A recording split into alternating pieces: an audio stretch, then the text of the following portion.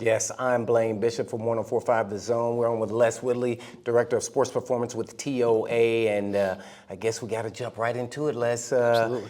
Yeah, the off season has passed, whether you're in high school, grade school, college, and now you got to go get a physical. You got to go get updated on your physical, but guess what happened? I grew 6 inches. So how does that change the dynamics of when I go back to get my physical and what I need to actually be training to do to help my performance? Because it may have changed. I may have gotten faster. I may have gotten weaker just because my limbs got longer. Kind of take us through that. Absolutely. A lot of layers to that one. With physicals, especially in the state of Tennessee, it's required that you have to have a physical before you participate in athletics at the high school, I think the middle school level. So, a lot of organizations, I know we service a couple of different counties providing physicals for them, and they're going to go and they're going to do basic things to make sure that, the old, can you touch your toes, can you stand up, looking at your posture, making sure there's no structural issues that we have to go through. They're going to check your heart, your breathing, making sure your heart's okay and there's no abnormalities there with your heartbeat. And then they'll do a urinalysis to make sure there's nothing that shows up weird there. But the basics, and then from there, as far as the athletes and just basic childhood development. Kids by nature should be growing. They should be thriving with adequate nutrition and just as they go by each year. But as an athlete, we have to take in consideration that means that the athlete's going to get heavier. They're going to get taller. Their ability to manage their body. Take, for example, a 4 or 5-year-old that runs around in circles and never falls down, and you put 15, 20 pounds and 6 or 7 inches on that kid, and all of a sudden, he's going to operate differently. His balance is going to be different. And so how they move through space is going to be different. And unless you're doing something when they're exposed to sports and athletics to help with that, they're going to appear slower, awkward, with less balance, more prone to trips and falls, and they just may not have the same experience in athletics as they once did when they were younger. Parents often come in just an absolute disarray, wondering how their kid went from being athletic and fast and mobile to stiff and tight, and now they're slow and they're just unathletic, and that has a lot to do with just basic childhood development. Circle back around to something we had talked about before is that's why cross-training or multiple activities for the athlete is so important, because they get exposed to different stresses.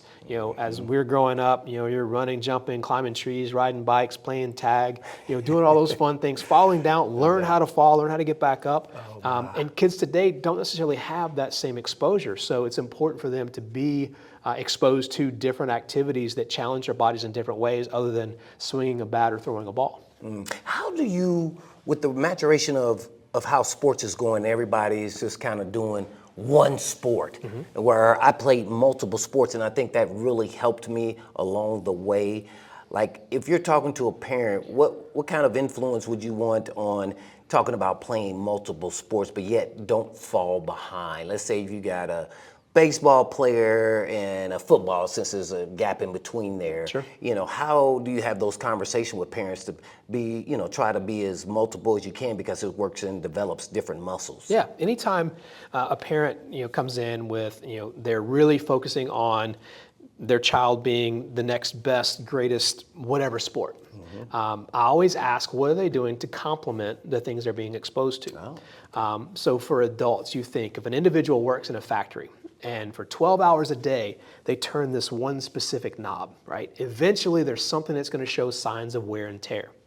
As a young athlete, what they're exposed to is how their body's going to develop and form. So if all I do is swing a bat in one direction, there's going to be a lot of wear and tear on the shoulders, the low back, the hips, and they're never going to have the opportunity to develop completely. And we talked about the athlete as being a functional unit. We want to make sure they're strong top to bottom, right to left, front to back, and not just in one particular skill set. So if they, from a time constraint, that's the other, one of the things to consider is, when do we have time in a day to do all the different things that these athletes, as they continue to develop, need to do?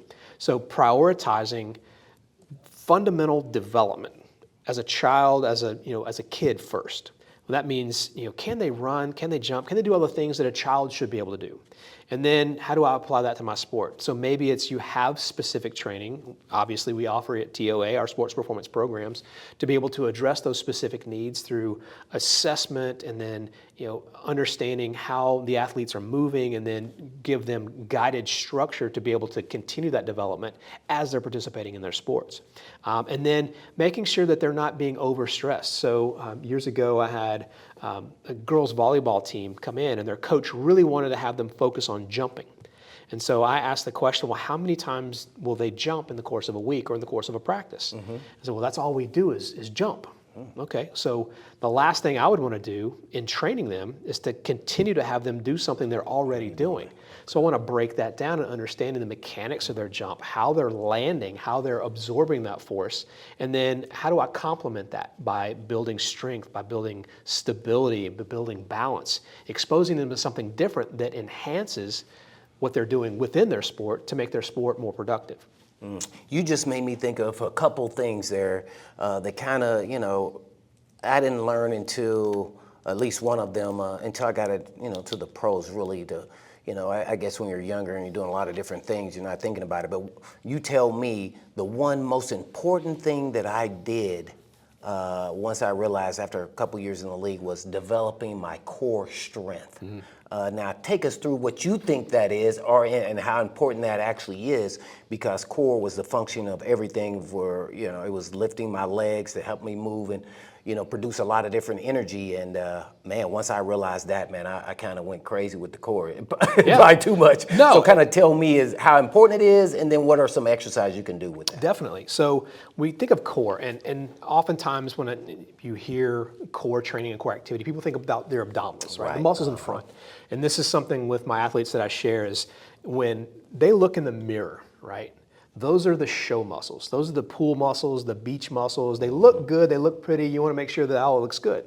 But what for an athlete is most important are the go muscles. Those are the muscles that you can't see when you're facing in the mirror. Those are the muscles of your upper back, your low back, your glutes, your hamstrings, your calves. That's what causes propulsion for you to move through space, right? So we want to make sure we have good balance with those as well. Our core, meaning our trunk, what connects our upper body to our lower body. As an athlete, it's essential to have not only good control, but good strength and stability from that core. Those muscles in the abdominals, the muscles in the side, the obliques, the muscles of the low back and hips, so that they all function together to be able to transfer power from your feet, from your lower body, through into your upper body with good stability. So we look at different planes of movement, front to back, side to side, but then also we can't forget about rotation. Athletes operate not in a linear pattern most of the time. There's lateral change of direction as well as rotation. So our standard flexion exercises like a crunch or stability exercise like a plank are great. We also want to have extension through the low back and the hips. So back extensions, lying Superman exercises where you're lying on the floor, arms and legs are raising off the ground to strengthen the low back. But then also rotational exercises where I'm actually moving my body in a rotational pattern from high to low, low to high, or in a straight around movement as well. So I want to make sure I'm addressing all those specifics when I'm developing my core or trunk strength and stability. Well, once you develop your core, then sometimes you have to realize, I'm still going to fall down. They're still going to get me down. And it was something that was fascinating. I was watching on TV, a couple times. I was like, man, I don't know. I don't remember if it was a pro game or a college game. I'm like, man, he didn't fall right. Like, how do you teach, kids at a young age now how to fall? We did monkey rolls, we did all kind of things, and I just thought it was a natural thing, and that it's not something that you have to teach. I think now you have to teach it. How do you teach kids actually how to fall in sports that you will have to fall down, whether you're diving in tennis or what have you? So first, not to fear the ground, right? The ground is what it is, okay? If you fall from a higher position, if you don't land right, it's gonna hurt. But if you start from the ground and work your way up, now you've made contact with the ground. You understand and recognize, okay, this is not something that's gonna jump up and bite me or cause me harm unless I fall down to it. So you talk about doing different rolls and different movements on the ground. I think those are essential for development. And that starts childhood on up. as we learn to walk, we lose contact with the ground with every year that goes by. And so therefore we lose the ability to find the ground and move to the ground successfully. I had a young athlete years ago, we're moving backward, right? And so when athletes are moving backward, they don't necessarily have the eyes in the back of their head. And so we teach the shoulder over toes position where they can move athletically with good control. If you fall, tuck and roll. You want your extremities in, you're able to land on your backside and then roll through the movement. So you're transferring that momentum and that energy into something else as opposed They call to that just monkey roll, right? stopping. Yeah, absolutely. Back in my Backward day. rolls, forward rolls, lateral rolls. But athletes have a tendency, especially when they've never experienced those things, to put their arms down. And they use that as a kind of a kickstand to stop their momentum. Well, unfortunately, that doesn't transfer well, and they develop little fractures in the arms. They call them green stick fractures, where those developing bones aren't ready for that kind of exposure, and they'll snap like little twigs. So making sure they have a good feel of what the ground is, how to move to the ground successfully by rolling and transferring that momentum into something else. You see one of the popular sports, even saw kind of in the Olympics, that parkour. And it's a series of runs and jumps from obstacle to obstacle. And you watch these people jump and land from 30 feet to the ground. The first thing they do is they hit the ground and they roll. They're transferring that force into something else as opposed to a dead stop that the ground can't absorb, so it sends right back up into you. That kind of shock can be detrimental to everything when it comes to being an athlete. Well, if you're trying to be an athlete, you also have to get stronger and gain strength. Well, I did that in the off season, not realizing, I can't do some of these same exercises and keep growing my strength during the season. So kind of talk a little bit about how off-season, in-season workouts are somewhat similar but different. Yeah, absolutely. So I love having this conversation with coaches that are willing to listen. We come in with this intensity, with the idea that we're going to make my athletes as best they possibly can. They get all excited, so they go through off-season programs, getting everyone fast and strong and durable and ready to go for the start of the season, and then it stops. So then I ask coaches, I'm like, all right, do you want your kids to peak at the beginning of the season or the end of the season when you have championship season coming in? And if I have an athlete that's getting progressively weaker and slower as the season goes on, I always ask, how do you think that's going to wind up for you? And then not to mention not only performance-wise, but your risk of injury goes up because now you've accumulated the bumps and bruises as the season goes on. You're weaker. You're trying to move the same way, but you can't, and now you're still being exposed to those same stresses. So the last thing I would want is for my athlete to be detrained as the season goes on. But then how do you incorporate? So prioritizing. It's funny. My wife was great about this. One time I said, I just don't have time for that. She says, I want you to rephrase that, redirect that. And I'll give her all this credit. But she said, instead of saying I don't have time for that, just say it's not that important to me. So when coaches, we don't have time for training. It's just not that important to you, right? But if you want your athletes to be strong and fast, beginning of the season, middle of the season, end of the season, then you make it a priority. You incorporate that into your regular practice structures. And typically we want our training to happen, and we look at it from what's the most taxing on our nervous system, right? So if I go out and have an athlete run 10 miles, and then I time them in the 40, you think it's going to be faster or slower after they run that 10 miles? Sorry. Yeah, absolutely. They're fatigued, they're tired, they can't perform as well. So I want whatever requires the most attention to detail, I want to prioritize that. So maybe that's skill development. I practice first, and then toward the end of my practice, I build into some strength training session. I want to maintain the strength and integrity of the muscle, the pliability, mobility of the joints, and then work in conditioning. And conditioning is a fun thing to talk about as well because athletes in multiple sports. So you mentioned swimming earlier, right? So if I take a swimmer, the competitive swimmer, out of the pool, put them on a basketball court, have them run full court, how do you think that's going to go? They're going to be finding the bucket off in the corner somewhere pretty quickly. So conditioning is one of the most sport-specific things that we can train with the athlete.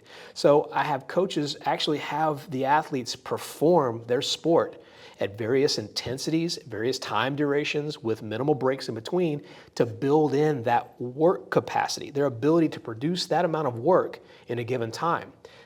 Football, for example, since we're in football, you watch teams that run these no-huddle offenses. They line up really quickly, and you'll hear the announcers talking about the defensive linemen and their hands on their hips and taking deep breaths. Well, when you have that constant pressure, if one team's conditioned and prepped for that, they're going to be way more successful than the team that's not prepared for that. Hands on the hips, they're not making good decisions, and when you're tired, you start making mistakes, you put yourself in bad positions, your injury risk goes up, and your performance goes down. So building those things into our regular opportunities and prioritizing those things will make a huge difference in almost every athletic endeavor. Okay. I wanted to ask you if, I didn't want to say Tennessee, but how would you prepare for that? Just on like a strength and conditioning coach, would they run that hurry up offense like they did 2 or 3 years ago all the time? Yeah. What would you do in practice to prepare your defense? Minimal time. So I'm trying to think of the guy years ago. He might have been Boise State. Because I'm like, man, that's how they were getting people. Guys were just tired as heck. They running plays every 10 seconds. So you segment out, and then defensive drills, everything's done by time. So time of exposure. So it's 7 seconds between the ball called dead and before they're able to snap the ball again. So everything I do is built around conditioning for that. So I line up, I do my drills, and I get back and recover. Do my drills, and so I'm operating at a high level of intensity, and I build that repetition. So maybe for the first week, we're able to get 10 plays before everybody's just gassed, right? Well, you know what? How do we get to 12 or 13 plays or 14 plays? So I don't want to drop off and have guys pace themselves. So if I tell you run, and I don't tell you how far or how fast, what are you going to do? Right. Are you going to sprint, or are you just going to take off on a jog? If you just say run, I'm going to just run. Yeah, you're just going to take off probably on a jog, right? I'm not so going to be hard. Yeah. we give specifics. So I need you to operate at maximal intensity for 15 seconds. And then I'm going to give you some recovery. You're like, okay, I got that. I'm going to do that differently. I'm going to give all I got for 10, 15 seconds, and I know I'm going to get a little bit of recovery. And so then I build that repetitive duration into. But you're only doing it for a week, though. Well, you do it for a week, do it for 2 weeks, build it into the season. So if I know I'm facing a team that's doing that, yeah, absolutely. So my conditioning replicates what's the worst case scenario. They're going to run a huddle up, no huddle hurry up offense. I know I'm going to be exposed to high intensity repetitively, and then because you're not subbing guys in and out, you don't have time. So I want these guys to be maximally prepared, put guys in the best possible position to adjust from that schematically, but also from a conditioning standpoint. Gotcha. But it's repetition. So instead of, I'm going to do this for 2 hours, that's not going to get it. That'd be like me telling you to go off and run at your 100-meter pace for 5 miles. It's just not going to happen. You're going to fade fast. But if I can make that micro events, so I'm going to do a series of 50 of these with little breaks in between, maximal intensity with recovery, maximal intensity with recovery, maximal intensity, and I build my conditioning program to mimic that.